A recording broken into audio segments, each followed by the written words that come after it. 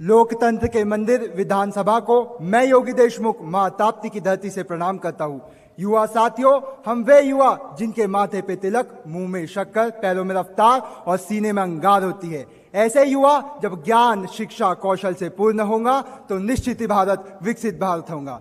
साथियों, बजट 2026 के अंदर हमने 3 कर्तव्यों के माध्यम से 53 लाख करोड़ रुपए का निवेश किया है। साथियों, 16वें वित्त आयोग के अध्यक्ष डॉक्टर अरविंद पनगेड़िया जी ने विकसित भारत 2047 की कल्पना करते हुए ज्ञान, शिक्षा, कौशल और नवाचार के ऊपर विशेष बल दिया है, जो हम युवाओं के लिए 4 स्तंभ के भांति है। साथियों, जिसमें सर्वप्रथम बात यदि हम शिक्षा की करें, जिसके अंतर्गत 1,30,000 करोड़ रुपए का निवेश हुआ है, जिसके चलते 2 hi tech tool room, 3 Akhil Bharatiya Ayurveda संस्थाएं एवं प्रत्येक छात्राओं के लिए छात्रावास बनाए जाएंगे। साथियों, इसी के साथ समर्थ 2.0 और महात्मा गांधी ज्ञान कौशल योजना के तहत प्रत्येक वंचित वर्ग के युवाओं को शिक्षा व कौशल प्रदान किया जाएगा, जिसके चलते हमारे प्रथम और द्वितीय स्तंभ पे बल पड़ेगा। साथियों, इसी के साथ हमने दिव्यांग युवाओं के लिए दिव्यांग कौशल योजना के तहत उन्हें मजबूत बनाया है, मजबूत नहीं। साथियों, हमने 500 महाविद्यालय और 15,000 विद्यालयों के अंदर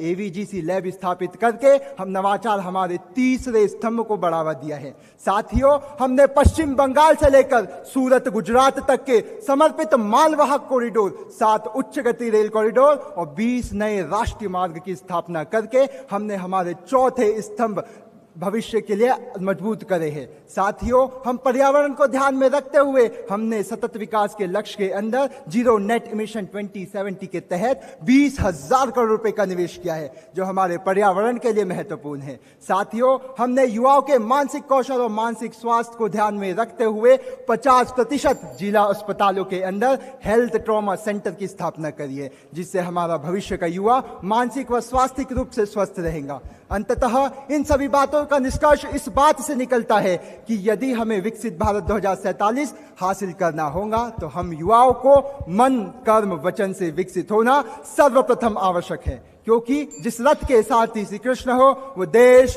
विकसित हो जाते हैं, वे देश विकसित हो जाते हैं। जय हिंद, नमस्ते।